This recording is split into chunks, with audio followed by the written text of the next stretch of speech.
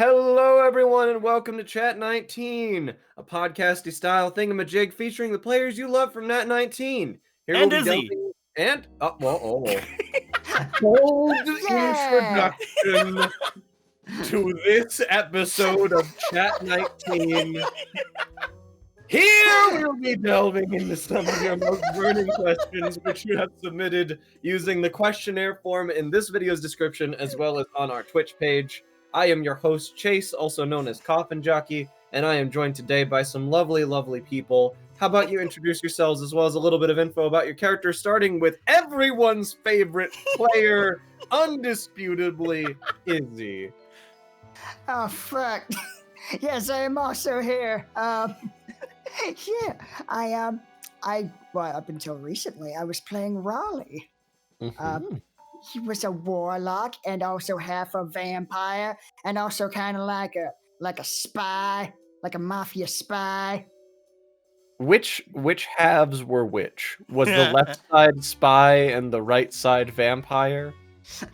You know, I thought that was a lot clearer up until recently, but then like some bombs got dropped on the way out the door, and now I don't know which way is up anymore. Entirely fair. In addition to the Iz boy, we have Deco. Deco, tell us a bit about what you got going on. What's your situation?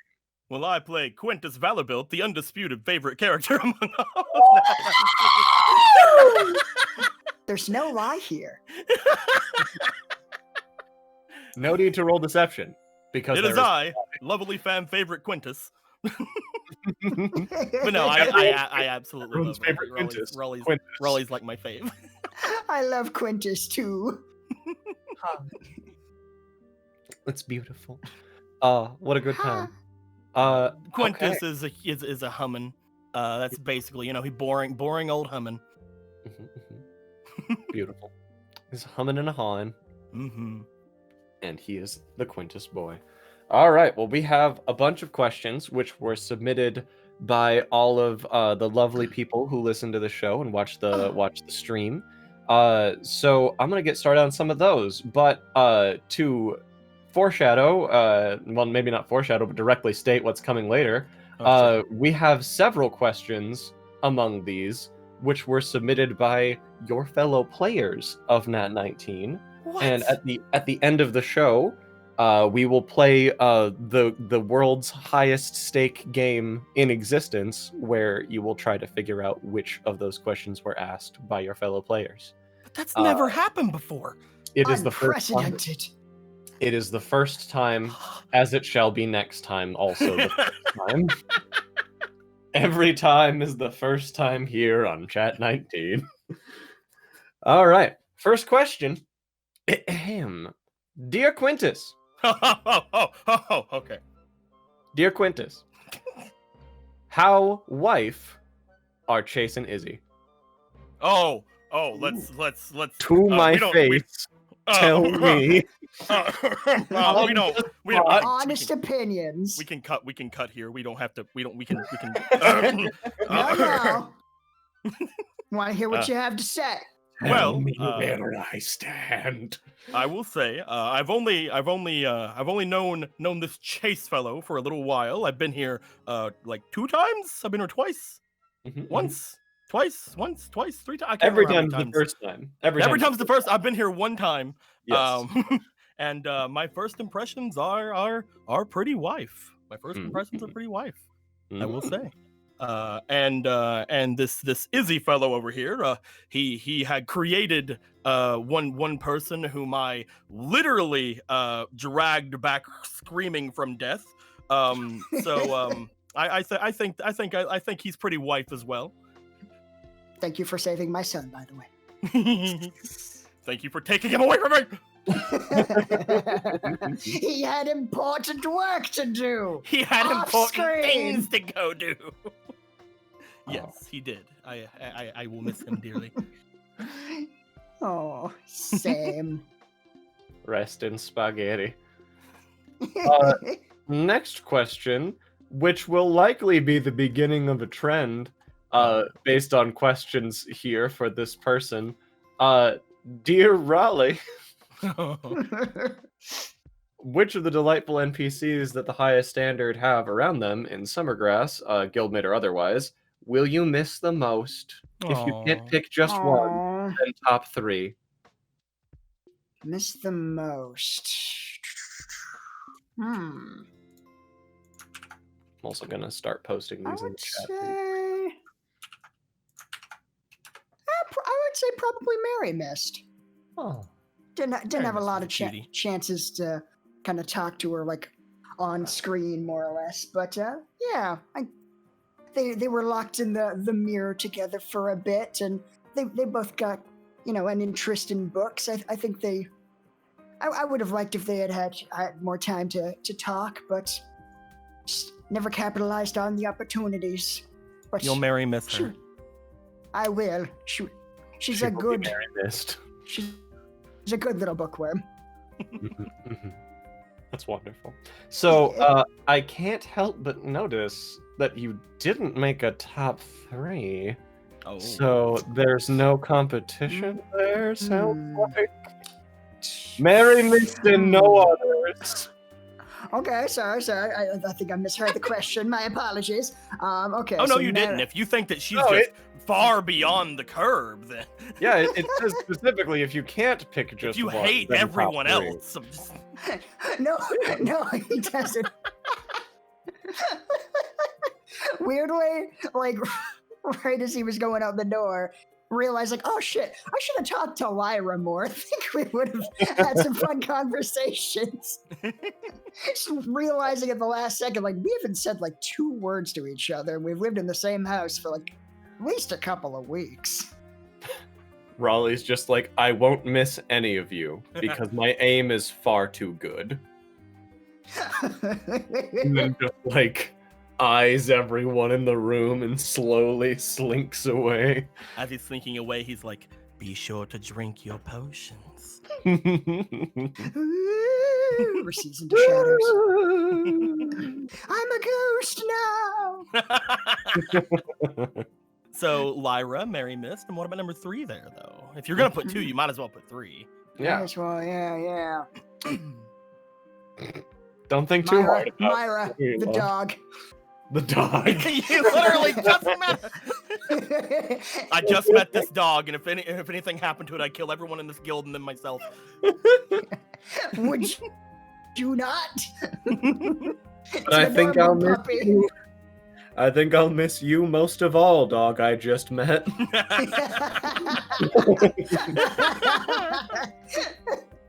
Oh, it's wonderful. Thank you for that top 3 list. I appreciate you. No problem. Next question is for both of you. Dear Raleigh and Quintus, which real world job do you think your characters would best fit into? And do you think there's maybe any NPCs that you think yours would interact well with in that profession? Construction worker. Gotcha. Stylist. Stylist. 100%. 100% stylist. Like, no question. If he were ever to just be like a normal villager, he would just be a stylist. Doing people's hair and Implying that there are normal villagers that are just stylists, like not even like mundane humans or like mundane people, but just like a villager. I'm imagining you as like a serf in a field to get out of farm labor. You're a stylist. Absolutely. It's There's very a need easy to for see it. stylist. It's very easy to see stylist from Raleigh. Like he Oh, was that's like the second the second thing he did for us other than be someone who shot energy beams at people. He styled our hair. Make and made everyone us look all clothes. pretty. But yeah, I'd say that Quintus doesn't have a lot of skills. he would either work construction or some miracle would have happened to put him in a job where he talks to people. Yeah. But like I mostly see him moving heavy equipment back and forth over a work site.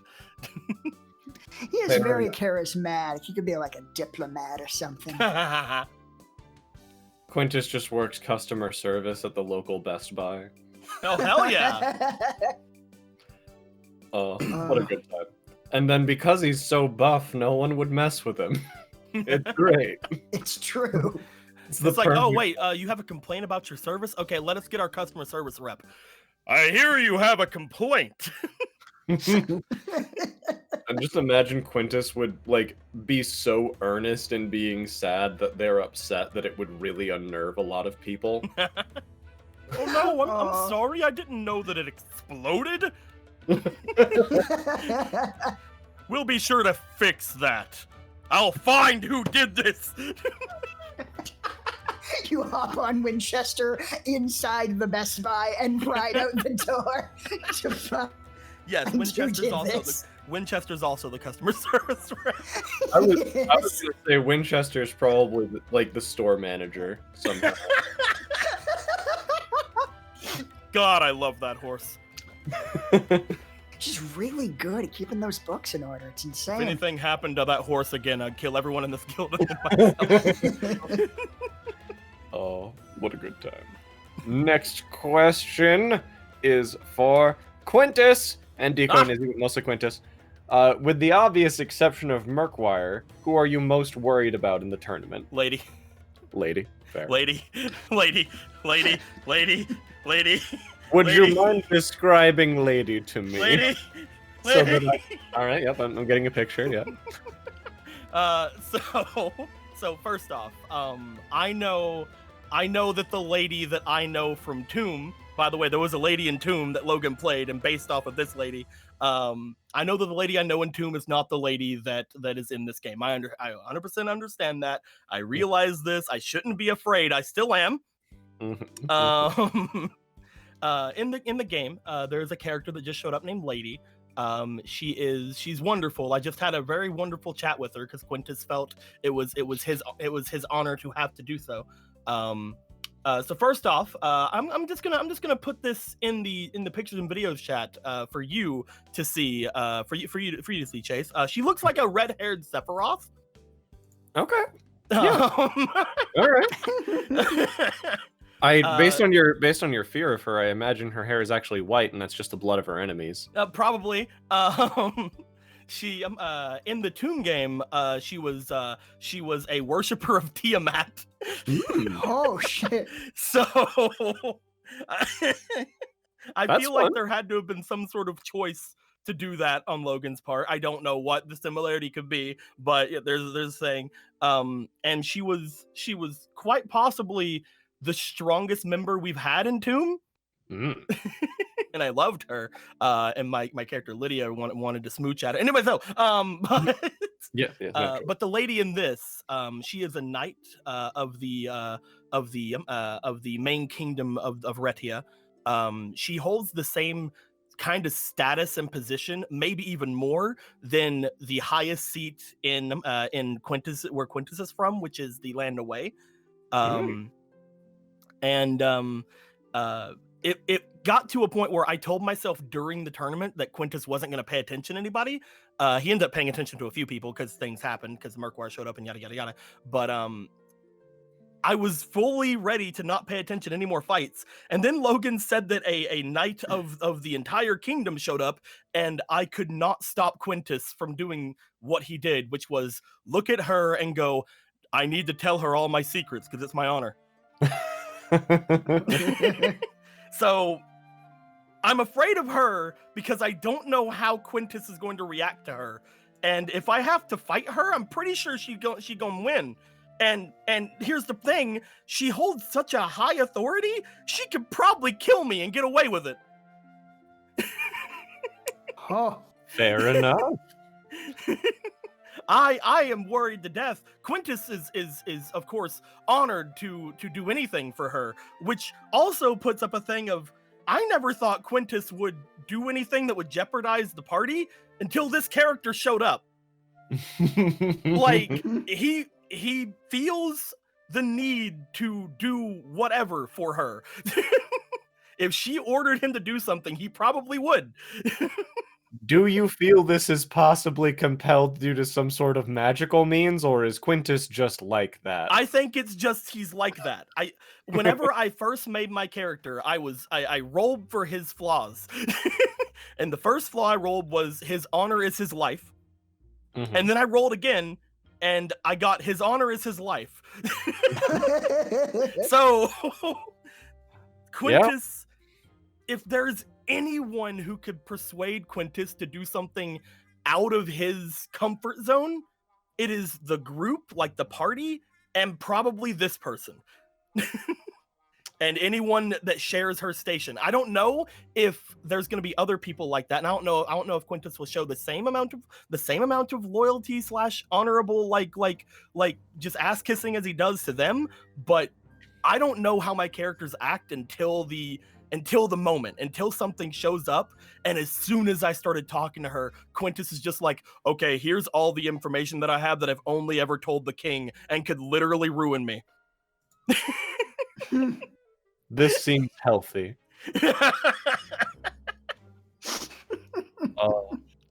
So her, like, 100%, more than Murkwire. Damn. This thing says other than Murkwire, more than Murkwire. I'm not worried about Murkwire. I'm glad he's here. Who do you think would win in a fight, Lady or Murkwire? Lady. Fair. Izzy, do you back up that 100%. assertion? We've seen Flux take down Murkwire. That's true. Yeah. I think the lady will end up being stronger. I don't, Izzy, this is nothing against you, but I think that the lady from the Tomb game could kick Lydia's ass, and Lydia was an artificer, so I think that this lady can kick your artificer's ass.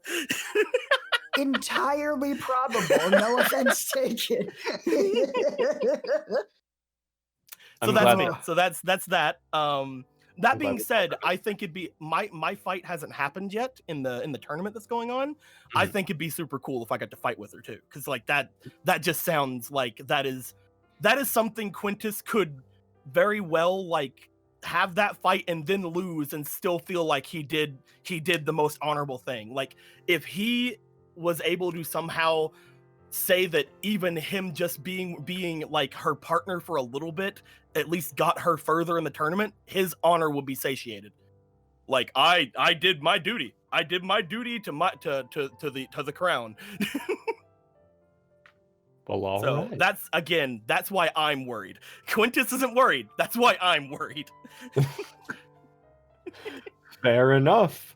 Do you think that if Quintus was fighting Lady and somehow, some way, was about to beat her, do you think that Quintus would let himself lose?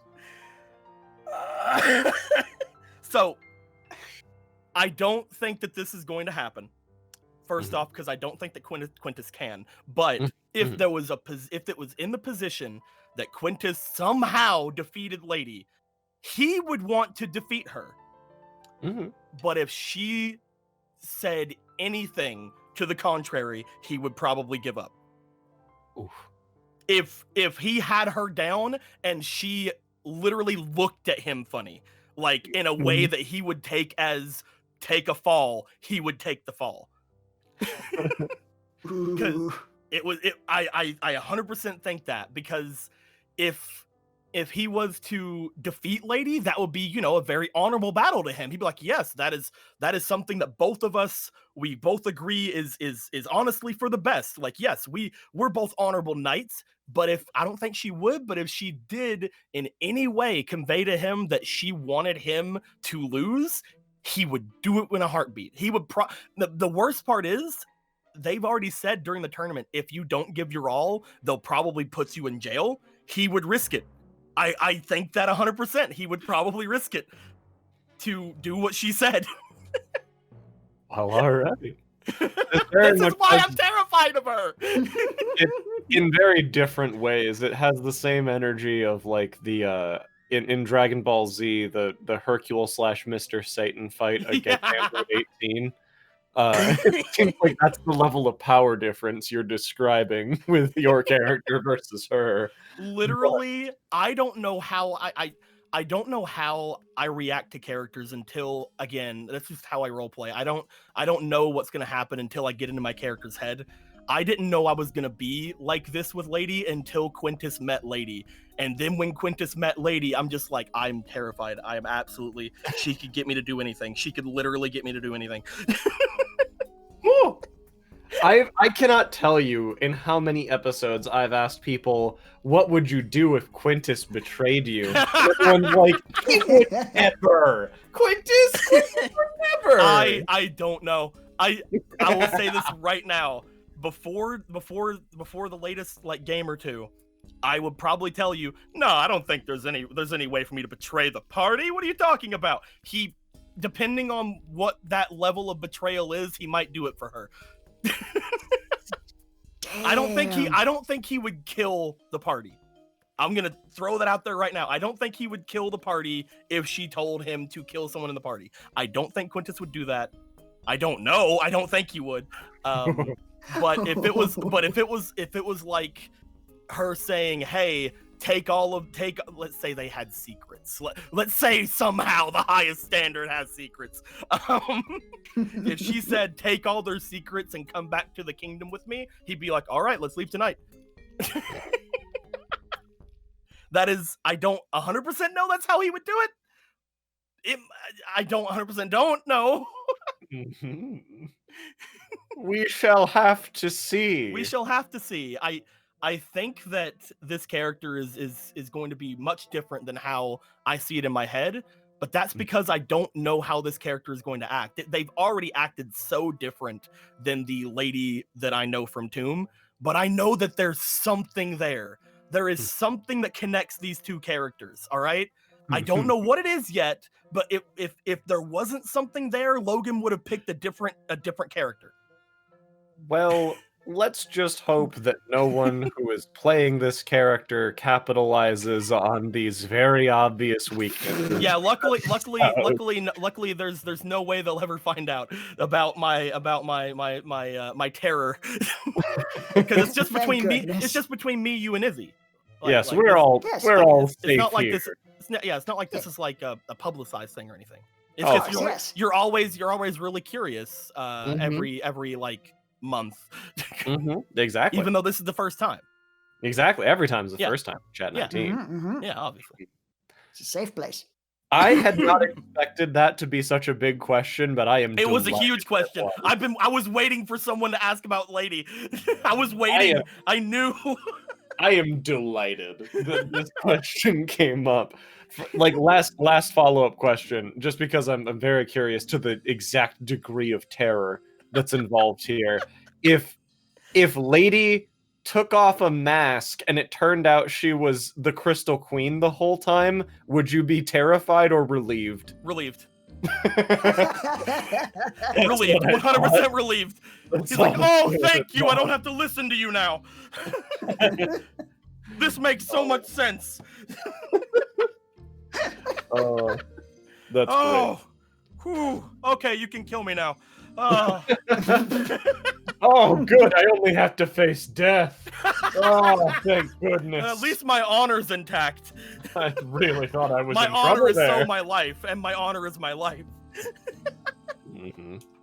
Got that double tap. Oh, what a relief. Next question is for Raleigh. Dear Raleigh, what is your methodology for watering down potions? God damn Do you it. just use water, or do you use a mix of cheap liquids to keep the taste similar to the original? I really would like to know this as well. Yeah, you really got to play it by a case-by-case basis. Like, yeah, sure, water's going to work for some of them, but, like, other times, like, people are going to notice the taste is different, or, like, they've got, like, a magical effect going on, like a bit of mercury floating around in it. Like, that's going to look different if you don't use the right components. You gotta add the right stuff. But you also got to make sure that costs stay low, otherwise there's going to be no point. So I just want everybody to note, we know it's Raleigh because it's never affected Quintus. Oh my god. It has never affected any potion Quintus has ever taken. You know it's Raleigh just because of that. It's true. Like, we joke about it being Raleigh, but we know it is. There's no other explanation. There's no way. It's not like people could just roll low. No. There's just no other explanation. No. You see, Quintus's potion of speed was fine. And unlike the other potion of speed that was taken, he didn't get knocked out of it. So I'm just saying, like all of Quintus's potions are fine, yet everyone else's are malfunctioning. Clearly, there are dark forces at work here.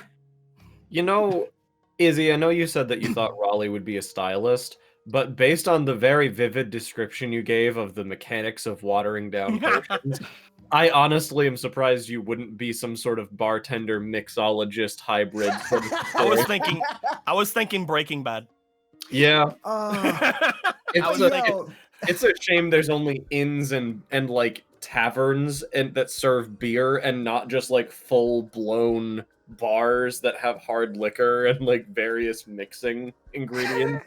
Raleigh just retires and invents cocktails in the Middle Ages. It's a very lucrative business going. He hires a young assassin named Jean to make malts for him too. Oh, what a beautiful future. And I just want to note, it's not the character you're bringing in who is an artificer who is going to retire in this way. It is Raleigh who is going to retire in this way. Yep. He's going to retire to be a stylist / bartender. I love Flux, by the way, so far. I know this isn't about Flux, but I love Flux so far. I'm glad. I'm having so much fun with Flux so far, too. I'm very happy about that. We'll learn more about Flux next time Izzy's on here. Yeah. So that'll be great. Just imagining someone walks into Raleigh's bar / style center and he's just like, "You look terrible, have a drink." And just, this will fix both your problems. Oh my god, that's probably breaking some sort of health code, but it's fine. This is fine. Sure, we're getting hair in the fucking Moscow Mule, but it's fine. It adds to the texture. Enough prestidigitations will fix anything. You're fine. I completely agree with that. That is a true statement. Speaking of mixture-based things, I wasn't originally intending to ask this question, but it seems relevant. Raleigh, what plans do you have to water down the rest of the world? Not just the oceans, but just all of existence. Do you have any plans to subvert reality? Have you seen the movie Waterworld? Have you heard about this little thing called global warming? My plan is to instigate slowly over a period of hundreds of years, because I am a vampire. I'm going to live a very long time. Going to start an industrial revolution, pump metric tons of CO2 into the atmosphere, melt the ice caps, flood the world, thus watering down everything. And then you become a real estate agent for Tritons. It's perfect. Exactly. It all feeds into itself. It's a perfect system. And I mean, it makes sense for all the too. people who drown. It makes sense too, because then your patron can go wherever he wants. Mm-hmm. It's true. There are no downsides to this plan. Yeah, man. When everything's water, mountains are beachfront property. It's great. When everything's water, nothing is. Next question is for both of you. Dear Raleigh and Quintus, how would you set up... Shut up, Alexa. You're not a part of this podcast, I'll have you know. You'll be a guest on this podcasty style thingamajig when I introduce you. Anyway. Dear Raleigh and Quintus, how would you set up and host a masquerade, and what masks would you choose for the members of the highest standard? Ooh, okay. Interesting. So like Kitty just in a like kitty a mask. masquerade ball? That makes a lot of sense. I want Kitty in a kitty mask. I also want a kitty mask. Do we put Lexi in a fox mask, or is that just like too on the nose? I think it'd be funny. We're doing that. All right, cool. I think it'd be funny. Vogan's a bunny. Yeah, an adorable little bunny. And Fenris is a dragon. I feel like Quinn just has to have a lion mask. Well, yes, I also want to. any sort of kitty for me and Miriam, but different kitties, you know? Yeah. Yeah. Like a lion and like a cheetah. Yeah. Or a panther. Or a house cat. Yeah. Thus far, everyone's getting an animal mask. Oh right. I guess you don't need. I guess you need necessary. more. I guess you can have different kinds of masquerades, huh? That is true. You can have other masks than that. Me and Raleigh are creating the furry fandom in Retia. Like that's just how things are gonna happen. There's gonna be more than masks involved. All right, full suits. Oh yeah. For real trendsetters, years ahead of their time. See, Raleigh can make them, and I can talk a lot. Perfect. It's a perfect system. Would Raleigh just be like a bat? We have to go with the irony. So yes, that's why we're putting Fenris in a dragon mask. I would like to pitch one counter suggestion for the Lexi situation. I would like you to ask her to become a fox and then put her in a human suit. Oh my god. Like completely nude. No. We just have her turn into a fox, but then we put a little tuxedo mask on her face. Oh my god. You know that's cute as hell. Hell yeah. That's incredible. As for how we would set up and host this masquerade, we have a manor that's just outside of the city, and people will hopefully love us at the end of this tournament. I think it masquerades itself. Indeed. Maybe we don't tell people exactly where it is. We give them a series of clues, like a treasure hunt. Yeah. Oh. That and way it'll all lead down into our basement. Our terrible basement. We lock them in our dungeon basement with tons of meat hooks, and then we extort them for everything they're worth. See, Raleigh didn't tell me this part of the plan, but I mean, they're already down here, so what am I to do? Because you never would have gone along with it, love. I would break the law for Raleigh. I think I'll break the law for Raleigh. He's really adding the raid element to the masquerade. That's a fun time.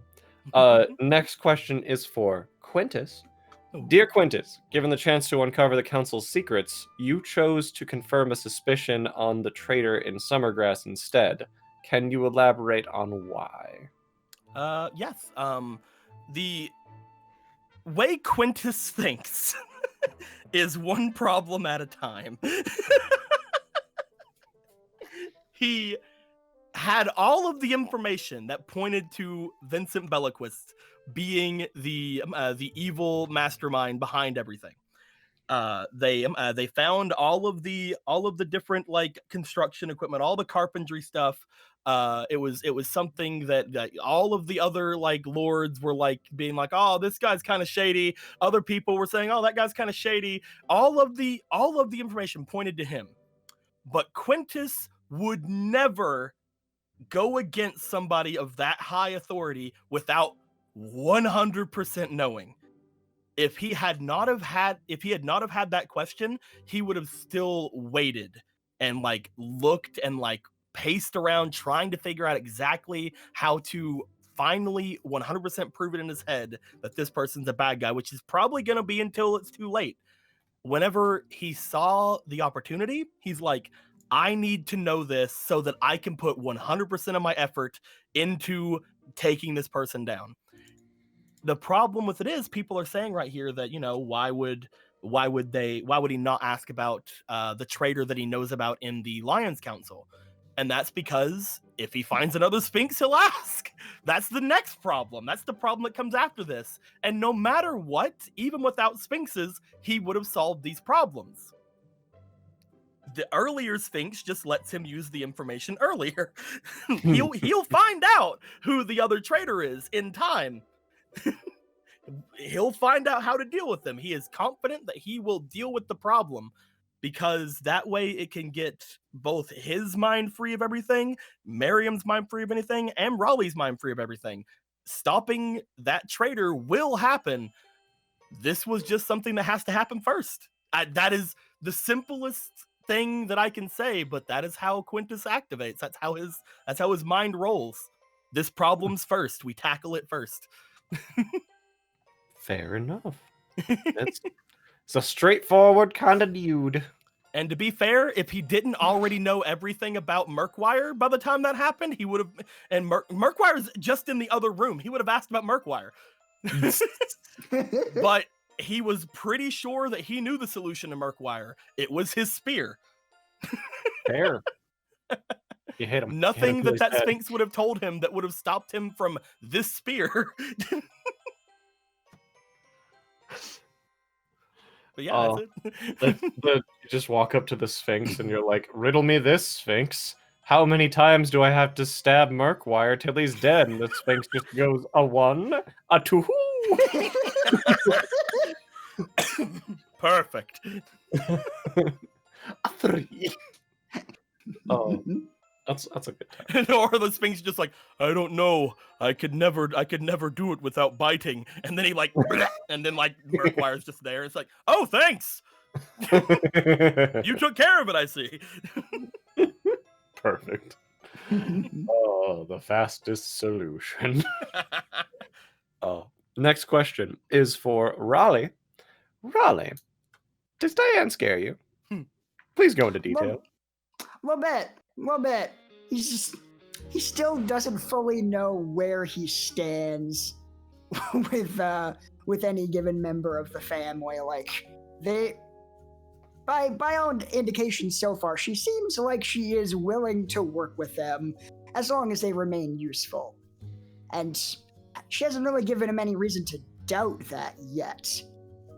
But there is always the fear in the back of his mind that, like, someone could give her, like, a good offer as to, like, everything she knows about Raleigh, and that she'd hand that over to Driftwood, and he'd have, like, a ton of spies on his ass again. So, he's not mortally terrified, but there is still the very real fear of, like, this... I'm expecting that the rug could get dragged out for me any moment if like circumstances change or she just decides like we're no longer useful. Mm-hmm. Sub question: How would he feel about knowing that Quintus went on a date with her? Mm-hmm. Because that happened. Probably a little low-key jealous. It's like, what does she have that I don't have? I mean, really? I got it going on. That could be anything you want. Mask of many faces, baby. Next question is for Quintus. Quintus, how did you meet him? How did you meet him? Well, Quintus, how did you meet him? Yes, the man who melts ice. The women want him. The men want him. The Rolex wearing with the diamond ring wearing, kiss stealing, wheeling and dealing, limousine riding, jet flying, son of a gun marrying. How'd you meet?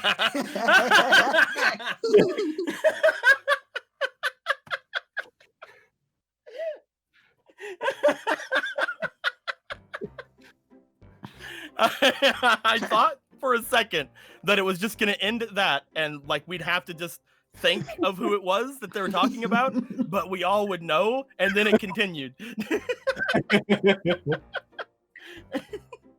I believe that it was we met because of circumstance.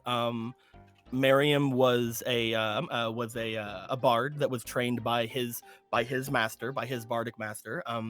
Quintus knows a little bit about how Miriam was before all of that. He knows some parts about the place that he's from, some parts about like his past with his father, the cave and stuff like that. He knows some of those things. He learned more since things have happened, but mostly as far as the meeting was concerned, it was at a party of one of the people in the Lions Council, and they really seem to hit it off, at least from Quintus's point of view.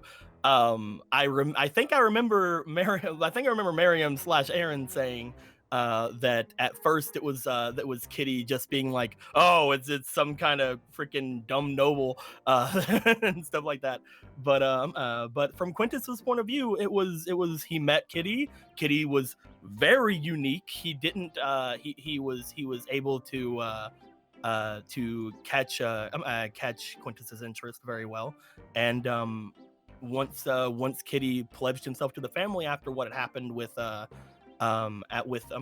Quintus's father, they were inseparable. Basically, they stayed around each other the entire time, and Quintus needed that. I think he didn't return to the Knights, so Kitty was basically his kind of way to deal with the loss that he had, and basically Kitty filled that void. That he filled the loss that happened from the father.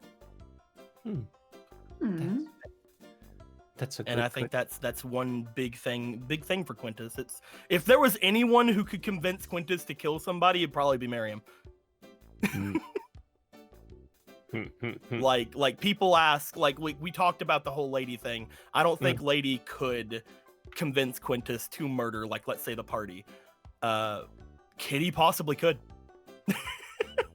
I think out of anyone, Kitty would be the only person Quintus would legit give up his honor for. And that's why it was so hard, because he learned that Kitty was one of the ones that potentially had to do with his father's death. So it was really hard. And he's like, hey, instead of letting this really hard thing ruin everything between me, you, and Raleigh, I'm just going to forgive you. And I needed to say that. So that's where things were the last time they talked about it. There's also like the trust element of Miriam not really going around being like, kill that person, yes, person. Of course. That's never really happened before, so it's a big deal. It's not going to be a problem.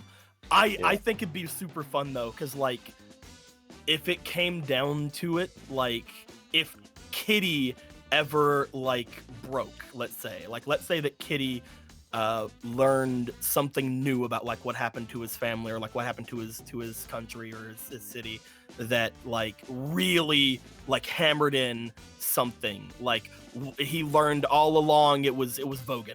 Like, let's say he learned all along it was Vogan. Vogan did it. It wasn't Raleigh. It wasn't anyone else. Vogan's been lying to us this entire time, or something like that.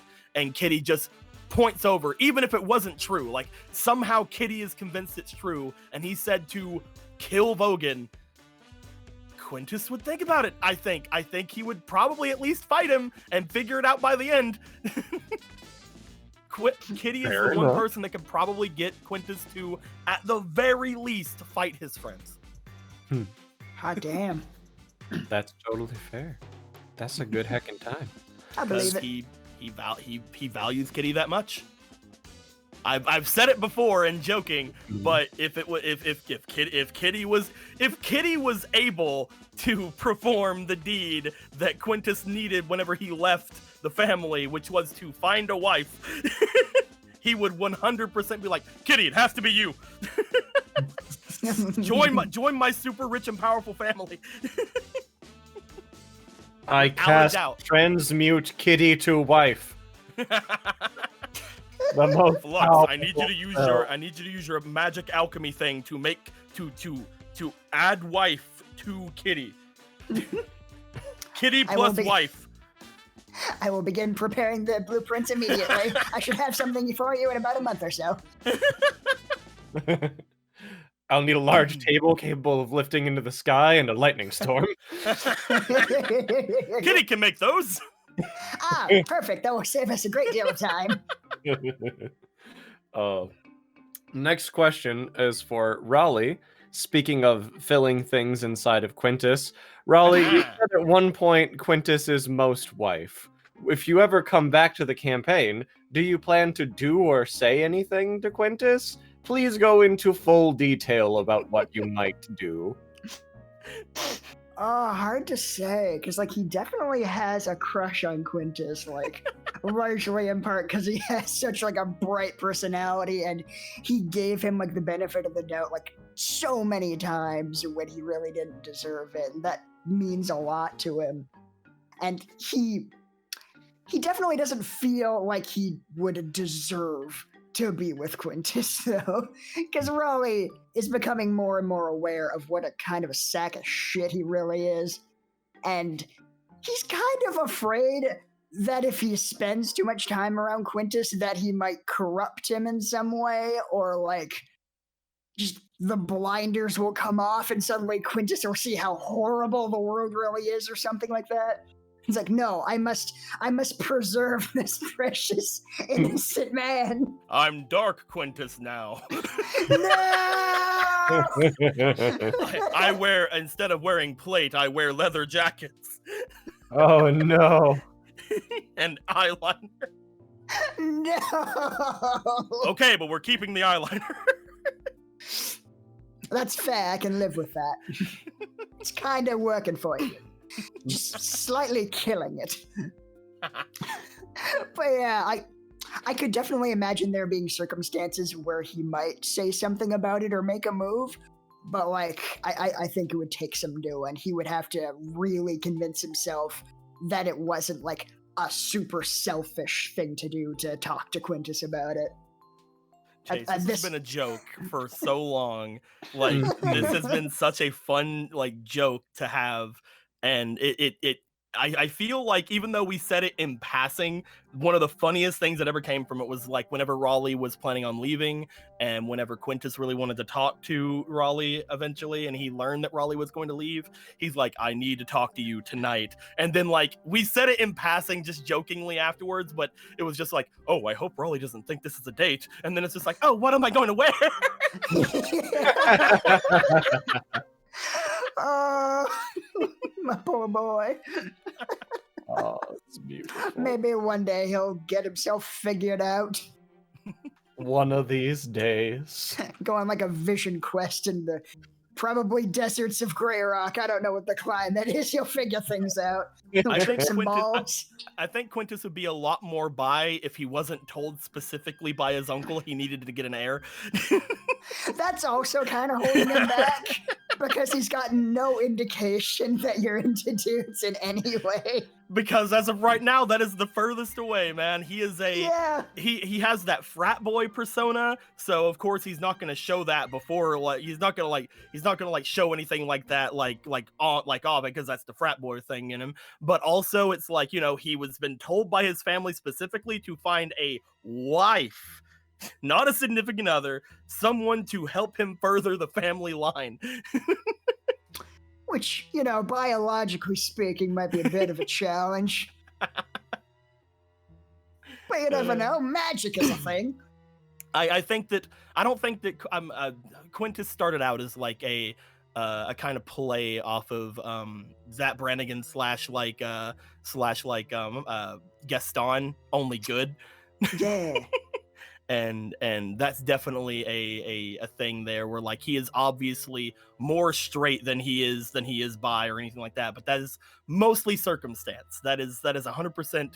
If he was not told to get an heir, I would have had him do a lot more different things. But like, because he has been told that, he's not shying away from stuff like that. He's already basically, in joking around with everybody, told him, said like, oh no, me and Kitty have gotten with people together before. Like, if you can do that with your bro. the thing that line blurs about it is just like, it feels very much like there's this, very slight history lesson, sorry to get so diverted on Chat19, but it just very much reminds me of this and I want to talk about it. There was an English king named King James I, who had a wife and heirs and what have you, but additionally had a man who he referred to as his husband, his sweetheart, the one he loved more than anyone else, George Villiers, the Duke of Buckingham. And in looking through King James I's castle, like the place where they were living, there was a secret tunnel that connected their rooms and like all this other shit. And historians for like a really long time were just like, it's very hard to tell what kind of relationship they've had. Let's not look at this through a 21st century lens. Well, you know what the best thing is? You know what the absolute best thing is? in the beginning, I'd already had this be a thing. Like he had already like been like, hey, you know, what'd be the best possible answer to this situation if I just bring back Fenris, Lexi, or Lyra, or somebody in our group and have them like give me an heir. Then I could just have everybody in my family. Oh my god. And then he'd just keep Kitty and Raleigh there, and like, you know, he'd make a family with somebody, and then everybody would be part of the Valor builds. It'd be fine. Perfect. Could be a Duke of Buckingham. He's very much in the thought of like, hey, I can do whatever I want. Like, if I really wanted to have several husbands and wives, I probably could. I'm the leader of the Valorbuilt family. No, it may not be true. It's probably not true.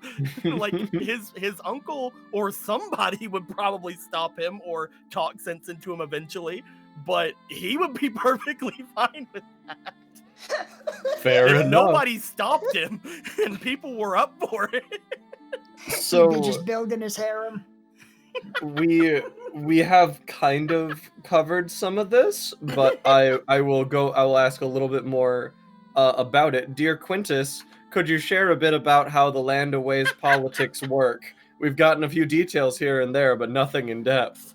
You and me both, brother.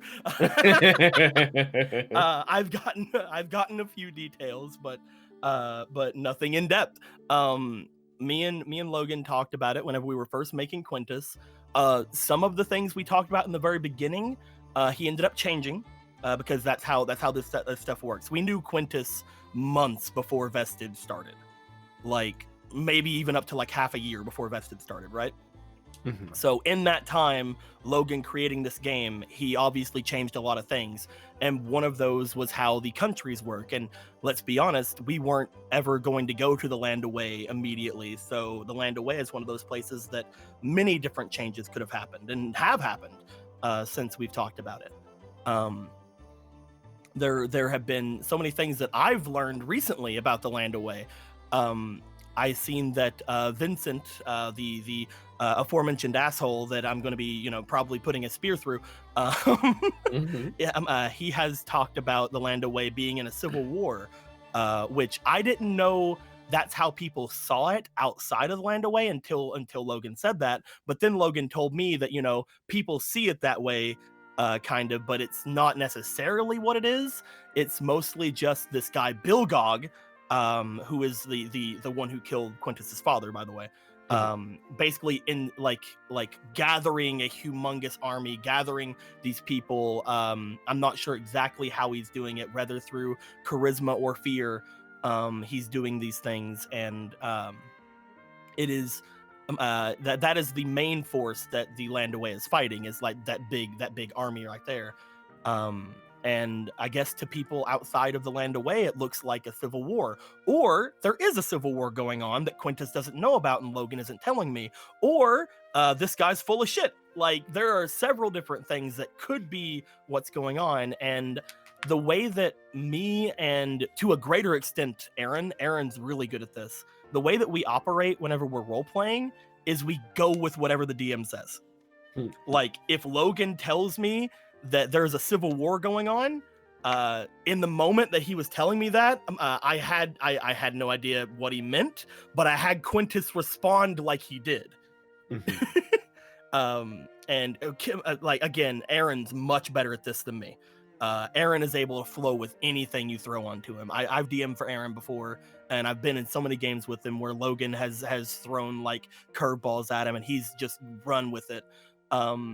I try to do that exact same thing. So whenever Logan brought that to my attention, I had Quintus respond like he knew how the outside saw what was going down, and I didn't say any specifics because I didn't know any specifics, and I'm sure that if I knew or I needed to know, Logan would tell me, you know.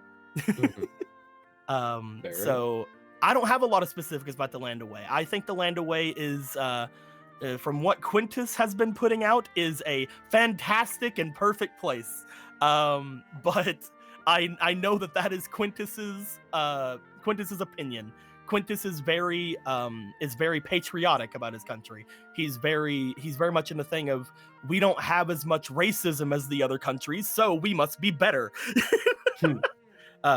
He's shocked whenever he hears about how people are treating people like Fenris, and people have treated people like Miriam. It's not in the Land Away, but the Land Away has people in very high stations of power who are like Fenris and who are like Miriam. So Quintus sees his own country through like these rose-tinted glasses that may or may not be true. I'd like to think that the Land Away is absolutely fantastic, and from what I know of it, I think it is, until Logan tells me otherwise, and then Quintus will probably still think it is, but he will also not be stupid. Quintus is a very dumb character, but if Logan tells me that Quintus knows that there is a certain flaw, like again, he has been recently told there is a traitor in the council that runs the Land Away. He now knows this, and he's not going to be like, no, the country's great. He's going to be like, well, there is the corruption at the highest level.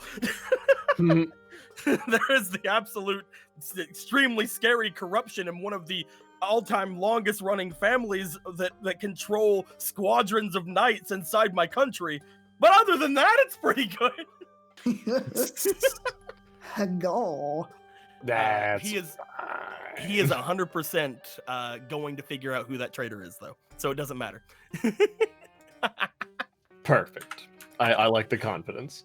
I'm gonna get into a couple rapid fire questions for the Izboy. So, okay. Question 1. Dear Raleigh, how is life with only one ear? And since the loss, have you felt compelled to paint? It's been a challenge. It's definitely feel a little bit off balance. It's a little bit muffled, on one side, but he's beginning to get used to it, and hopefully one day he will find like a church or something who can cast regenerate or something of that nature. Get that all fixed up. Painting, maybe he will take up painting. It might be a fun hobby while he's finding himself. I just love how it was completely moot. It ended up being completely moot. He cut off his ear, and then it's like, wait, what if we did this, and this, and you didn't have to go back to the family? So I just cut off my own ear for nothing, is what you're saying. I have butchered my face for no reason. I, a spy, have just removed a key part of any disguise and now have one of the most distinguishing physical features possible. Thanks, guys. Y'all are lucky I am a warlock who can cast Mask of Many Faces. As long as no one tries to touch the ear and realize it's a hologram, I should be good. Next question. Dear Izzy, how does it feel being back in the shoes of a hyper tank inventor with a gun? Also, does Flux have some moon rocks somewhere in his circuitry? There's a lot that's still very unknown about the Warforged and their construction and origin, so I would not rule it out. It's a lot going on in there, but it's feeling really good so far. I really like playing like the kind of like inventor type characters. It feels a lot more comfortable for me. I really like just being the guy who like I can build battle. I'll try and build something to try and fix this problem. Mm-hmm. It's fun thinking of like inspirations. Like, here's a problem. Here's how I can come up with some crazy scheme to fix it. Artificers are super fun too. Like they just really are. I'm having a lot of fun with it so far. It's like having a little mini turret to deploy, and I really like just the flavor that artificers can't cast magic just normally, like just for like a magic wand. They do it through technology. So even though I'm casting the same spells as like a wizard, I get to like flavor it in all kinds of crazy ways. Like when I cast Shatter, one of the ways I did it was like I pulled out a little device. It was just like a ball covered in speakers, threw it out, and it just exploded like a flashbang. That's cool. That's got it's all kinds of stuff like that. That's Plus, a good. They've got what's it called, magical tinkering, which is more or less kind of like like prestidigitation, but it's a little more permanent in its effects. So you can do all kinds of stuff. And like the first thing I tried to use it for was it's like, oh, you guys, we all just kind of got robbed. Like a pickpocket came in and stole our stuff. Let me see your wallet. Just inscribed some runes on it, and then every time you tap it, it's like, this is Master Miriam's wallet. Please do not steal. Anytime it is touched, it will play that message. Quintus is fine with this. You should give that to him. The others were like, I don't know if we should do that. Quintus is like, yes! That's great. Next Very question for Raleigh. Who is your favorite NPC and why? Does Raleigh feel like they deserve their friendship/interaction? Favorite NPC. So is that my favorite or Raleigh's favorite NPC? Raleigh's favorite NPC. That's pretty similar to the one he'd missed the most. So I would say Mary missed still. That's fair. Do you feel like he deserves their interaction and/or friendship? He's not really feeling like he deserves anyone's friendship at the moment. Like, he feels very lucky to have it when people are willing to offer it, but it's definitely not a thing he feels like he is deserving of or entitled to. So when people like reach out and try to be his friend, like, it breaks him a little. It's like, I don't deserve you. That is entirely fair. Okay, I just want to get some of those shorter answer questions out of the way real quick, because I had a couple of them. This one is somewhat similar to the last question, but it's not so limited to just NPCs. And it's for both of you. Dear Quintus and Raleigh, who are your favorite people in the campaign so far? Other than him? I'm waiting for it. Other than him. I'm not allowed to say Quintus. The man who melts ice, the women want him, the men want him, the Rolex with a diamond ring wearing, kiss dealing, the wheeling and dealing, limousine riding, jet flying, son of a gun, Miriam. Other than Miriam, who are your favorite people? Heck. I'm loving everybody's characters. They've got a lot of personality. I don't always know how to talk to Lexi, but I do enjoy her interactions. Yeah, if like actual favorite would be Quintus. I don't care if it's not allowed. How dare you? Well, it was only Miriam who was forbidden, so you could totally pick Quintus. That's fine. Okay, cool. I Quintus misinterpreted. Like, I'm sorry. Quintus is just really, really cool, but Miriam's the man who melts ice. I mean, the women want him, the men want him. He's a Rolex wearing with the diamond ring wearing, kiss stealing, wheeling, dealing, limousine riding, jet flying, son of a gun, Miriam. Like, he's obviously can't pick him. Yeah, obviously can't pick him. Other than him. Yeah, obviously. Yeah. Can't believe he and Fenris banged in my mom's bed. Oh my god. Are we still going with that? Is that still like the headcanon? Speaking of, I'm going to immediately divert question to the next question. Answer. Dear Raleigh, since the theory has been posed, do you believe that the Crystal Queen, everyone's favorite character, most beautiful despot in the Strikelands, most wonderful warlord, best queen to be tortured by Crystal Queen, Satsu, marry me now, please, Crystal Queen, may all bow before her beloved tyrant, White Dragon Walloper, Crystal Queen, is your mother? If so, do you feel any attachment considering all of your interactions with her so far? Assuming it's true, does that change your view of, and I don't know how to pronounce this character or person's name, sorry, Contabile. Does that change your view of Contabile? Possible lover of world's greatest despot, Crystal Queen. Gotcha.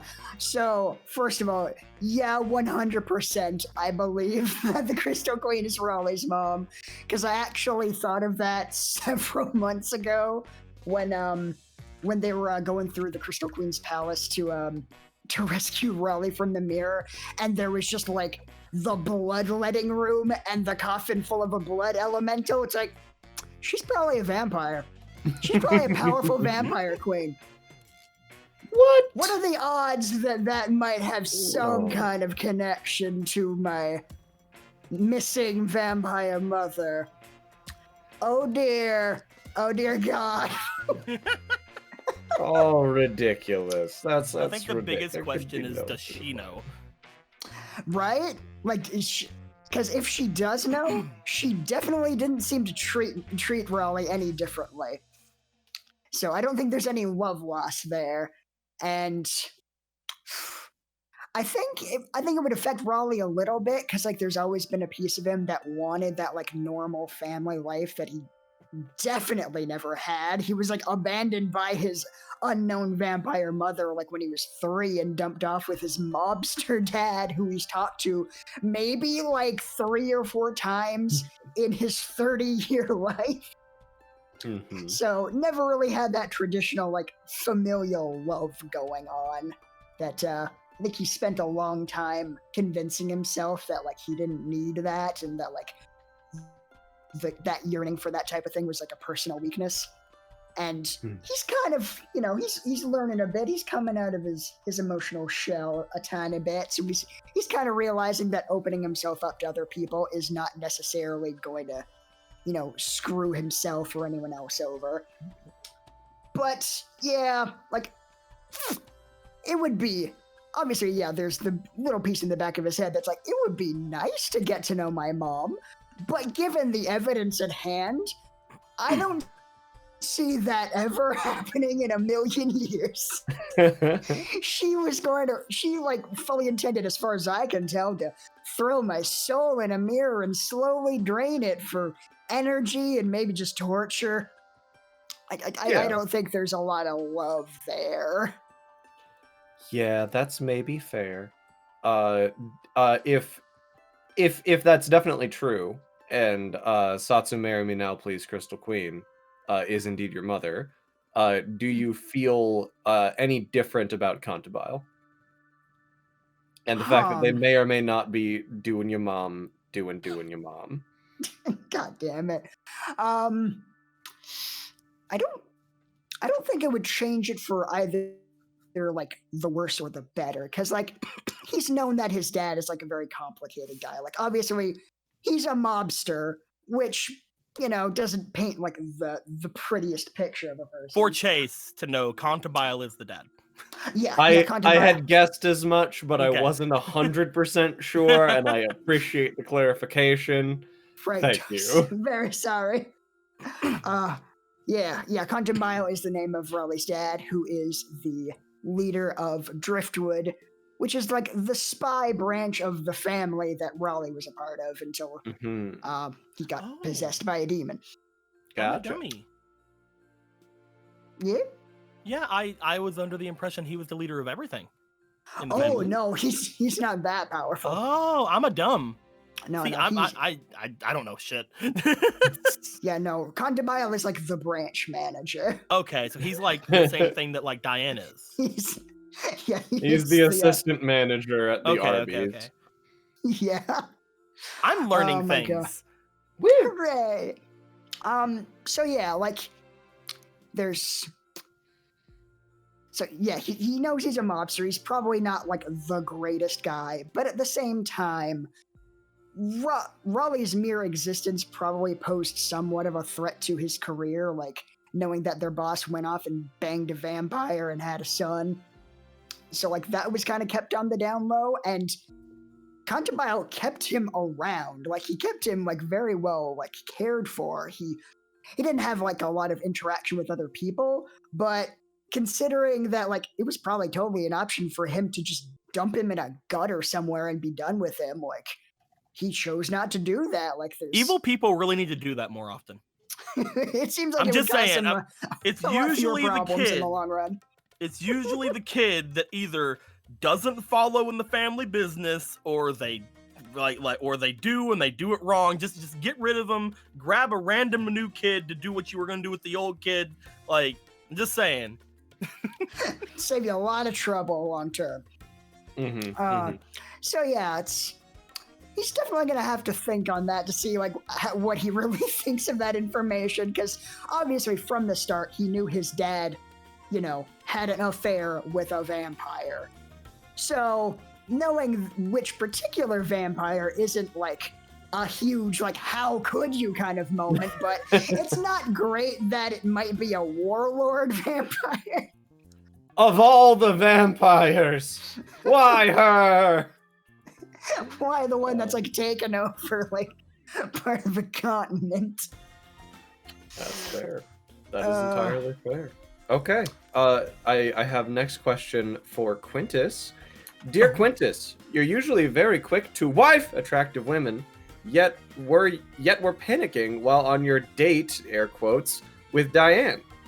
Are there any steps other than just declaring wife to wifing? Is there a step two to wifing? He was panicking because he doesn't want to wife Diane. I see. Like that's honestly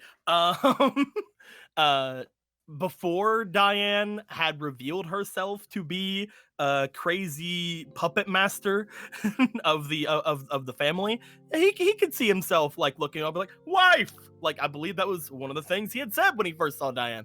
Diane's a cutie. She's definitely somebody who works hard, and even after finding out that she has a shady side to her, he still somewhat trusts her. That's why he went to her in that time and understood that she would play along with his weird "I'm here to pick you up for our date" thing. And that she totally did go with, but he didn't actually think they were going to go on a date because again, in the actual thing, Diane tried giving him an out, which was to go on a date with Lexi, and he's like, "Oh, let's do that. That sounds much better." Like he would 100% go on a date with Lexi. He would not go. He did not want to go on a date with Diane. That's the difference. Like Quintus would not get panicky over a date. He was getting panicky over Diane. Gotcha. And he did his best to make sure that she had some sort of fun on their excursion. And I rolled really well on the date, by the way. High five. All right. I rolled really well, and Quintus did notice that she didn't like a lot of the more traditional things to do in a date, didn't like being around people. So he eventually turned the date into a walk, and like a walk and talk, and she was trying her best to get information out of him, which I rolled for him, and he knew, and he's like, "Yeah, I'll give you information."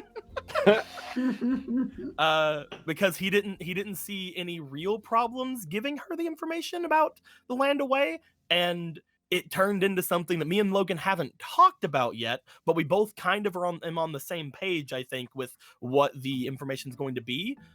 We didn't finish the date on screen, Chase, for you to note. I had sent him a message being like, "This is what I want to talk about her for, something I want to do with the rest of this, and it doesn't have to come out right now, and nobody has to know." And he's like, "Yeah, we'll talk about it later," and we haven't talked about it yet. But I finally have a secret, and I'm happy. Quintus After sharing secrets, he's now got a secret. Secret trade. Out yet? Trading them secrets. That's a good time. Only have a couple more questions left. We're nearing the end, and then we will begin the game with the highest stakes in existence, where you will compete to gain inspiration. Not unlike the highest standard. Dear Raleigh, how interested are you in trying to snog the man who hates undead? What, Argo? I'm guessing? Yes. Yeah. Definitely. Based on my understanding of the characters I've ever heard about, I will say yes. Gotcha. Are you going to take your shot? Honestly, not super interested. Like I think his preferences have kind of shifted somewhat, and now like he's kind of into the good boys at the moment. So Argo's got a little bit more of an edge that he'd prefer at the moment. Can we talk about Argo for a second? Yeah. Go ahead. So, say what you must. Quintus does not have any way of. I thought going in, I was gonna go down first round in the tournament, right? Because everybody seemed to have some sort of advantage over him. I was able to use my one advantage to defeat Kitty. Kitty was my opponent. It was like, how'd it come to this after all we've been through? Anyway, but me and Kitty had to fight, and I won some because I downed a potion of speed. And but when it comes to the other people fighting, one of the people that is the absolute worst is Argo, because he did my worst fear in his first round. My worst fear was that he was going to float and not do anything. Like, what am I supposed to fucking do? Like, he was gonna float in the air. What the fuck am I gonna do? So literally, I have Quintus right now. He has brought all of his ranged weapons, and if I go to fight Argo, I literally just want to have Quintus dragging like a sack of javelins behind him. So when we get into the thing to fight Argo, he's like, yeah. I have 9 shots. Oh, that's great. That's a good time. You just gotta like get some sort of like handcuff situation and have one on you already and see if you can grapple him and put it on him, and then he can't get out of your range. That's the thing. I have rope and I have a net. My plan is to hit him enough that he either falls down or he comes down to stop me, at which point I will net him and then tie him up and then just look at everybody like, do I really have to beat him up now? Like, he's not gonna move. Problem is, he has a psychic scythe that he controls his mind. So I'm probably gonna have to defeat him, but I don't think I have a good chance at fighting Argo. If I fight him now, that'd be probably best because I can rely on my partner to help me. But like when it comes to Argo, like when it comes to anybody in this tournament, I don't think Quintus has any edges on anyone other than the fact that he is, I think, the hardest person in the tournament to hit. Fair. Like normally, he has a 22 AC. Yeah, that's pretty goddamn high. I have a question about his psychic scythe. Is it like a warlock kind of thing, or is it just like a magic item? I have no idea, but it seemed to work even whenever he himself was knocked out. Okay. I think it was said it was a magic item. Okay. It might be a dancing item. So I just think it would be an intelligent item. It'd be really funny, in my opinion, if you could somehow get off enough grapple checks to shove it into a bag of holding and see if he can still command it from another dimension. And then just try to pummel him. Vogan, give me the bag! I'm going to shove a scythe in it and punch this man until he gives up. Only problem is, at that point, like, if the scythe is in the bag of holding, it'll probably destroy the bag of holding. Solid, possibly. I'm not saying that wouldn't happen. I'm just saying it would be funny to see you try. Okay. Next question is for Raleigh. I know we just kind of covered a Raleigh question, but that was that's cool. I expected most of the questions to be about Raleigh, because Raleigh is unfortunately no longer with us right now. That's fair. Everybody's getting their last hurrah. Dear Raleigh, could you tell us more about your step siblings, like how many there are and which ones are closer to you, etc.? Do I have step siblings? I assumed you did. I assumed as much based on, like, I don't know. You can't ask me if you do. Like, did I blank on like a huge part of my backstory? Watch this be the Logan question that's just there to like send paranoia through you. Just like I'm just imagining, because Logan is not here to chime in right now. On screen, there's like an 8-paragraph long description of the answer, like, based on the backstory that you've forgotten. It's just covering the whole screen. You can't see anything. It's like long ago when Raleigh was just like, all the way down. I'm not sure either. I can't vouch for the existence or non-existence of any step sibling. I'd like to think that means they're not close and he doesn't know anything to tell Yeah, them. I mean, the second part of the question is real easy to answer based on the way you answered the first.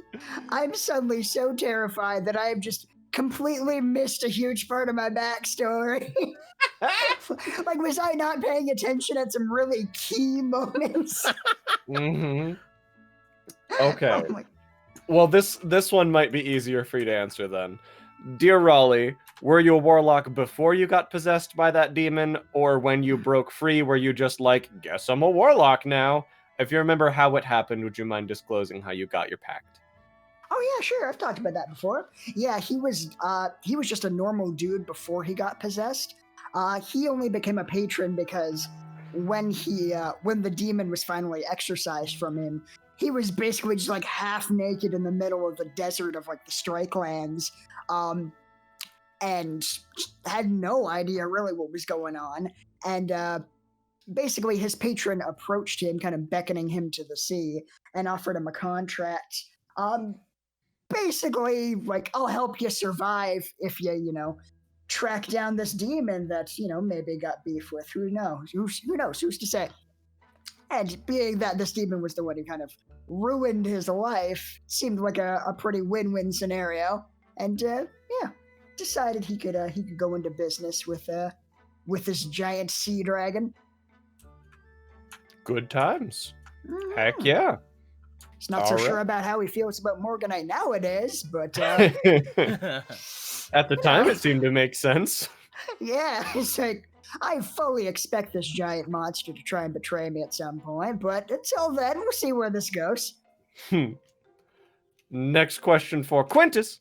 What are your plans regarding the situation back home, assuming that they are true? I'll add in assuming they're true because we've covered some of there being some perception issues regarding how that situation might be addressed. But well, the plan is simple. Yeah, go for it. I find the traitor and I put them on the end of my spear. Mm-hmm. Like the end that's blunted, they can just like chill up there in safety. No. You misunderstand me. I put them at the end of my spear. Oh, like the middle of the handle, like the side end, where they can stand atop it and disarm you. No. You see, I will put them at the end of my spear. Oh, but that's the sharp part. Oh. That would fix that.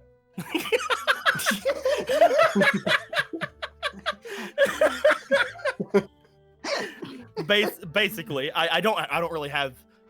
It really depends on who it is. Let's say for the sake of just saying it, it's Unk, which is my uncle. Yes. Let's say for the sake of saying it, it's my uncle. Quintus's honor would probably not allow him to not go after his uncle. But at the same time, if his uncle convinces him, oh wait, no, you don't understand, Quintus, this is what we have to do, he might listen. Although now that I say it out loud, that would mean that the uncle had something to do with killing his dad. Mm-hmm. So I don't know. There's some weird stuff there. But the thing with it is, whoever the traitor is, was the one that was listening to the demon that was in Raleigh, and the one that was listening to the mind controlled Raleigh, which means they're the one that has some, some problem. They're the one that has some connection to like the dead of my dadu. So I can't hurt Raleigh because Raleigh was being mind controlled. I can forgive Raleigh, and Raleigh's my friend. I can forgive Kitty. Kitty's my friend, right? Sure. Like I can forgive those guys, and I know that they didn't mean to do anything, stuff like that. This person isn't my friend, so they go on the end of my spear. I'd still find a point of contention that your spear has multiple ends, but I absolutely understand what you're getting. Even if I have to stab them with the blunt end, I'll figure it out. It's more a matter of willpower. If I have to somehow stab them with the side, I'll do it. Like I don't know how it's gonna happen, but where there's a will, there's a way. That's fair. Maybe they have like some sort of pre-existing wound on them that I can just like hold my spear up against and push. Oh. I feel like if you just push hard enough, that might work too. I feel like if you push hard enough, even without existing wounds, yeah. Get it done. It's just a matter of willpower. Yeah. I think we can do it. I think it's just put your weight into it. Yeah. This is a good example of healthy collaboration to fix a problem. I'm going to murder them. Yeah. Yeah. Next question. I think that Logan's gonna throw a like a curveball at me when it does come up. But my plan right now is to murder them. That's fair. That's totally fair. Next question is for both of you. Dear Raleigh and Quintus, your characters are very different from each other. Quintus being super open and honest, whereas Riley is more closed off and secretive. Is there a part of either character that wishes to have the traits of the other, or even envy the other for these traits? Yeah, I think I've said as much. Yeah, that's fair. Raleigh definitely wishes he could be as good a boy as Quintus. No, I don't want to sound like a dick. No. I'm about to, but I don't want to. That's what you say before you sound like a dick. Quintus is not. He's definitely not envious of Raleigh. He knows that Raleigh has been through a lot. Being possessed by a demon, having to kill basically so many people without having any knowledge of it, being raised in the family, potentially having the Crystal Queen as a mom who tried to like not only kill him but kill his soul. Like there's a bunch of layers here that like there's nothing. Like he loves Raleigh to death. He does not want to be like Raleigh. What's the matter, Quinn? All this could be yours. He's basically being enslaved by a big water dragon thing, which, by the way, Quintus attacked. Like, and I'm still pretty sure that thing doesn't like it. I didn't probably hurt him, but like I probably didn't make friends with it because of it. So, yeah, I get why you might think that. So. No, I don't think that Quintus. There's a lot of things about Quintus he doesn't like about himself. One big thing is like, especially recently, he's really noting that his friends know better than him in most situations. He has learned himself, like, no, I have to listen to Fenris, I have to listen to Aristo, I have to listen to Kitty because I do not know what's best. And there's a part of him in the back of his head like, thank God I'm a human and I will not live to be at the highest seat of the Lions Council. like his uncle's a human too and has the highest seat, but like the rest of the council is like longevity, like there's some longevity there. Like there's a very low chance he'll ever be the elder among them to be at the highest seat, right? So he knows he's stupid. He wants to be a little bit smarter. Maybe that would be what he likes from Aristo, as Aristo is very smart and he does like value that. But I don't think he wants to be like Aristo. You don't even envy his sense of style. He does have a good sense of style, actually. You're damn right. But look, I don't need that sense of style. I just need him to be around me so that I can benefit from his sense of style. This is the last cravat you're ever getting from me, mister. Oh. All right. Sounds like the talk of somebody at the end of my spear. Give me the cravat, vampire boy. Oh.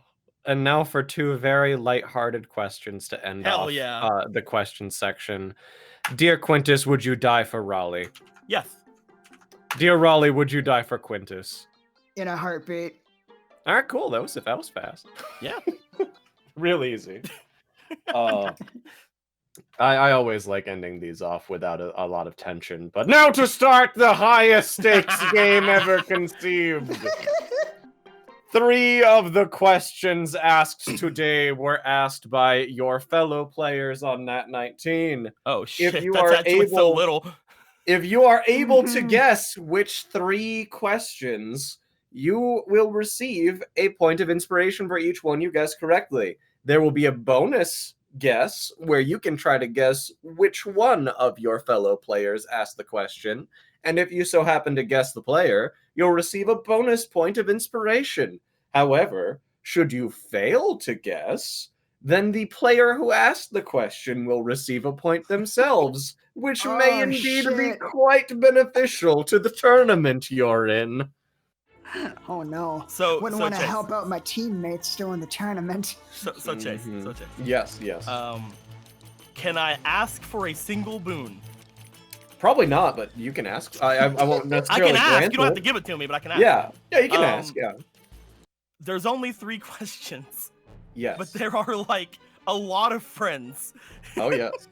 Can you tell me if any of them are they just the players? Yes. Okay. Yes. All right. Okay. That rules that actually does rule the question out.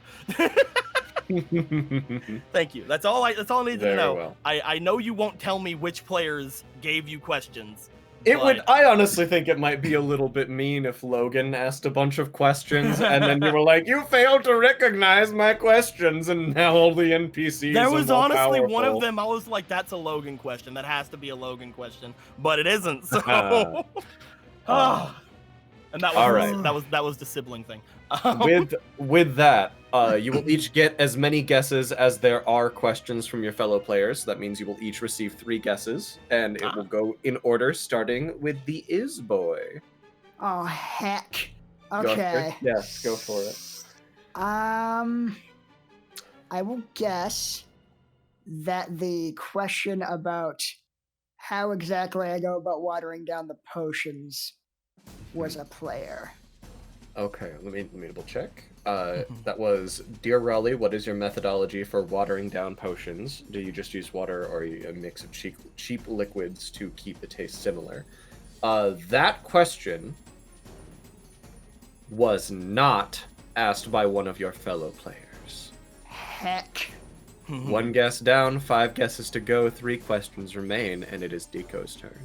Dear Raleigh, could you tell us more about your step siblings? That was Carrie. Dear Raleigh, could you tell us more about your step siblings, like how many there are, which ones were closer to you, air quotes, etc. That question. And you said Carrie? I said Carrie. That question was not asked by one of your fellow players. Really? It was I not. did.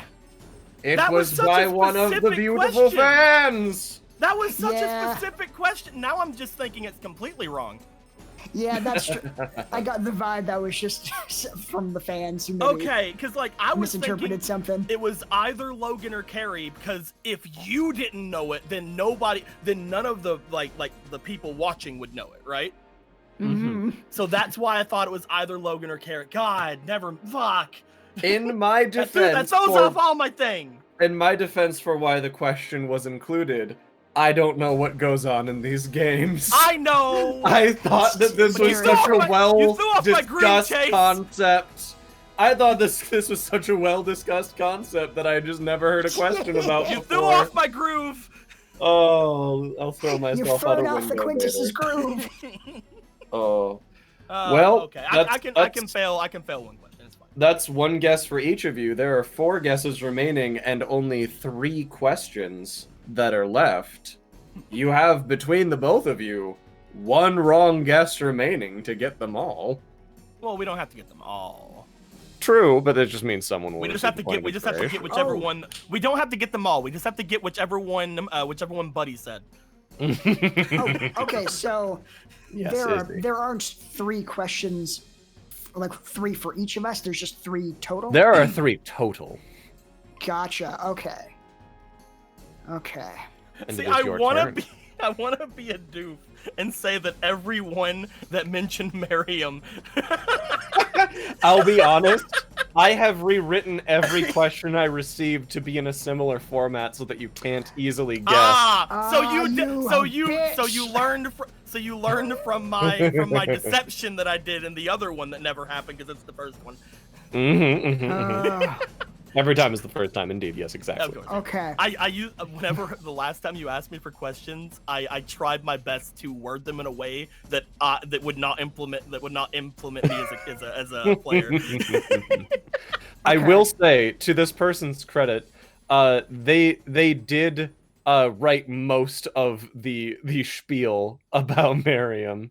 The person who asked the first question, and I liked it so much I put it in the second question that also referred to Miriam. And the third question that referred to Yes. My The God. Crystal no, Queen not the third one- question. That was Crystal Queen, yeah. The Crystal Queen one was originally much shorter, and I was like, oh, no, that simply won't do. I have to keep adding to it. Okay. Was that one a player? I have a guess. Yes, go for it, Izzy. And then, Deco, it'll be your turn right after that. Okay. I think the one about the masquerade party was from Bread. Okay. Also, I will say, you don't necessarily have to guess the player up front. You can totally wait until hearing. Like we're not like if you as long as we don't have to like guess it completely, that's fine. But like if we do guess the player to make us feel better, you see. Yeah, that's just style points. That's just dunking on. That's why I that specifically said Carrie last time, because if it was true, no one else but Carrie. that is totally fair. I do have a methodology for this guess. With that, the question, which was, Dear Raleigh and Quintus, how would you, set up and host a masquerade, and what masks would you choose for the members of the highest standard? That was the one, correct? Yeah. Okay. That question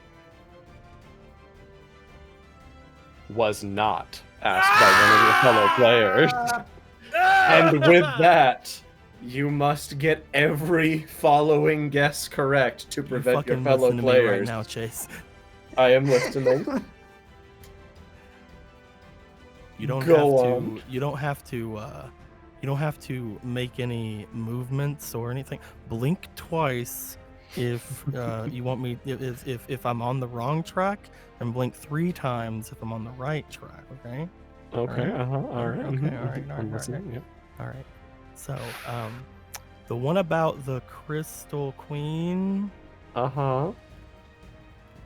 Being that there is no webcam, you will be unable to determine how many times I have blinked. But you have blinked. Blinks occurred, and there were a number of them. There was a number of them. Was that number even or odd? Who can truly Crystal Queen, final answer! Crystal Queen, final answer, which was, and just for my own sake, I'll read the entirety of the question aloud again. Dear Raleigh, ever since theory has been posed, do you believe that Crystal Queen, everyone's favorite character, most beautiful despot on all the strike lines, the most wonderful warlord in the world, the most that one, is your mother? If so, do you feel any attachment, etc.? That question, and again, there are only 3 guesses, this one included, and 3 questions that were submitted by players, so if this is wrong, and not by a player, someone will be getting inspiration. How many times did you blink? That question was not asked by one of your fellow players. At this phase in the game, someone will be getting inspiration, but there is yet a chance to figure out who and stop them. All right. We just have to not let Spencer get any. All right? Listen, Izzy, you have to help me out here. No, you don't care about right now, you don't care about anyone else. You don't care about helping anyone but me. They're not here. I'm your favorite right now, all right? I got you, man. And with that, it is your turn, Izzy. Final guess. It doesn't matter if Breg gets any, because she's gonna waste hers. It doesn't matter if Lexi gets any, because she's not in the tournament anymore. It doesn't matter if Aaron gets any. I've already beat him. It only matters if Spencer gets any. So you fucking listen to me right now. You get the right answer. What is your guess, Izzy? Don't have to be so goddamn sinister about it. You're choosing to make this What hard. is your final guess, Izzy? Will you betray Deco in this moment and guess incorrectly? Not on purpose, but definitely yes. I will treat this as a betrayal. Fuck. Do you want this to be my last memory of Raleigh? No, never. Do you want him to finally water me down? Is that what this is? Is that what this is? I cannot fail you. Okay. Shit. Was it the one about just who is like favorite NPC? There was 2 of those.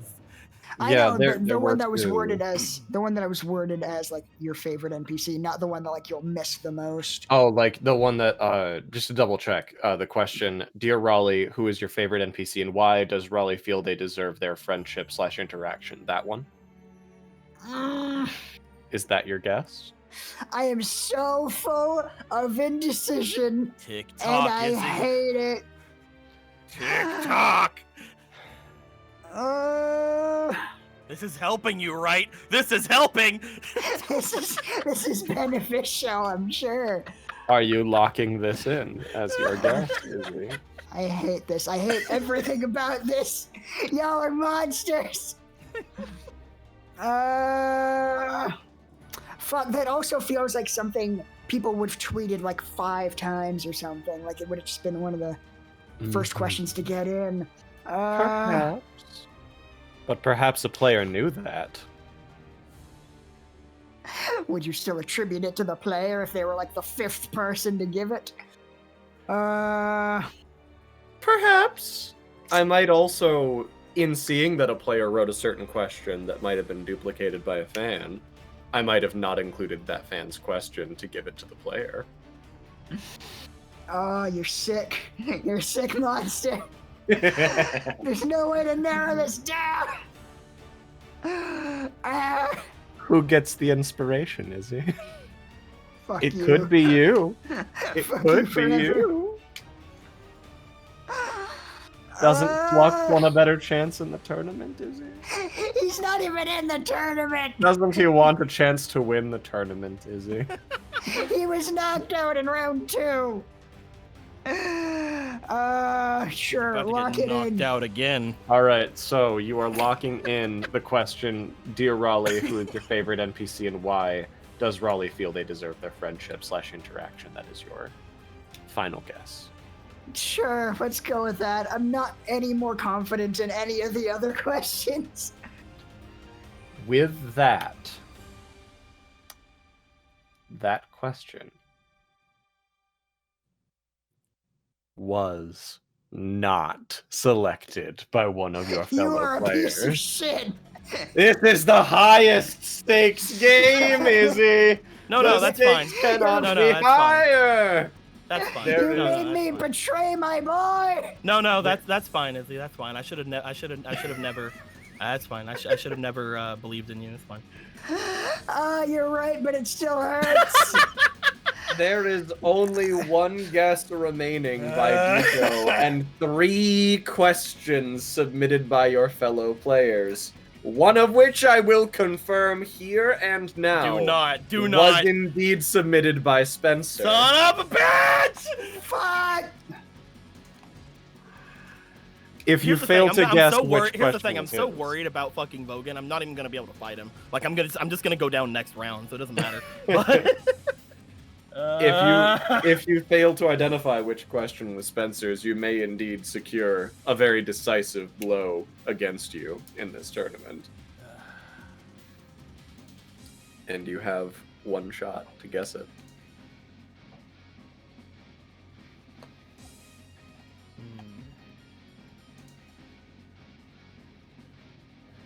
Take your time.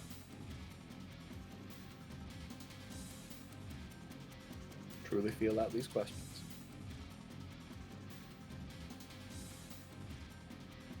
with the obvious exception of Markwire, who are you most worried about in the tournament?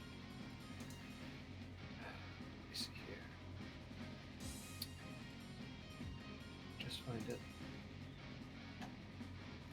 I only say that because I've literally told everyone else who I'm most worried about except for the players.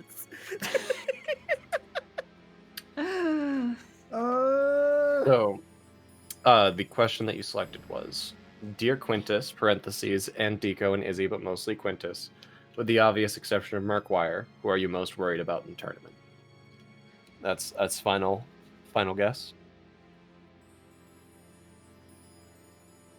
And you're attributing it to Spencer, I'm assuming. I don't think it's Spencer, honestly. I don't think that Spencer said this, but it's the only one I can think of, and I don't know. All right. With that, as your final guess of the night. Listen, I need you to change causality and make it actually a player for me, and make it actually Spencer. Like, I need you to go back in time right now, put it in his head. Chase, with your final forward guess. ceaselessly. With your final guess of the night. This question was not asked by one of your fellow players.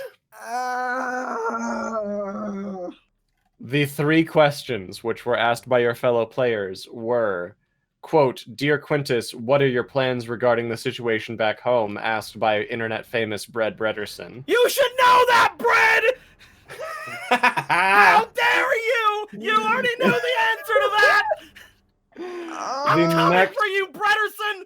The next question was, Dear Quintus, you're usually very quick to wife attractive women, yet we're panicking while on your date with Diane.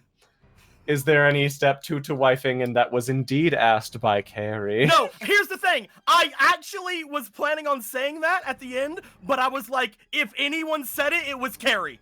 Mm-hmm. I was like, if anyone said it, it was Carrie, and I had to try to find Spencer.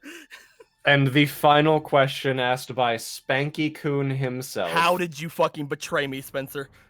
The final question. Dear Raleigh, you've said at least at one point that Quintus is most wife. If you ever came back into the campaign, do you plan to do or say anything to Quintus? Please go into full detail about what you might do. Of course. Only you would ask a question about Raleigh to explain more stuff about Raleigh when you hate Raleigh! It was the perfect camouflage. Son of a bitch! I'm gonna kill you! You're gonna die! Well, I'm gonna thanks murder everyone so much for tuning in to Chat19 yet again for the first time. Episode 6. Such a nice time. Chat19 Session 6. Thank you all so much for attending. Thank you for submitting these burning questions. Thanks to the players for submitting the questions too. Congratulations to Spencer, Brett, and Carrie for each getting a point of inspiration through the most dangerous high-stakes game in existence. And your family! If you want to submit your own burning questions, feel free to check on our twitch.tv underneath the video description or in our about section. Feel free to submit some stuff.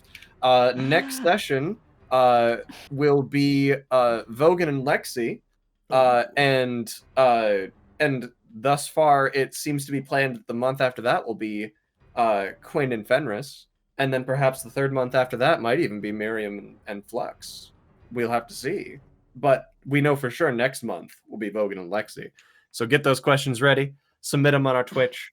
You can check on our Twitter page. I think it should be in the description of the page there as well. I'm not sure. It'll definitely be in the description of this video. So go ahead and submit your questions. Throw off players. Make them answer them, and also confound them, and camouflage the other stuff. But yes, Vogan and Lexi next time. It'll be a very good time. I'm excited. Y'all should be excited too. It'll be fun. Don't get too hyped for it. Spencer may not be able to make the next one. Get so ridiculously hyped because Spencer will be there. Guaranteed. He might be on the end of a spear, but he'll be there. He will be there. And what a time it will be. Thank you all so much. We will catch you next time on Chat19. Thank you guys for coming in, answering the questions, and suffering maybe a little bit. But it was fun. First 90% of that was a real good time. Yeah, for a first episode, we did great. Yeah, it really feels like we got our flow this time. Yeah, for the first time. For the first time. Yeah. Yeah. Thanks everyone. See you next time on Chat19. Bye.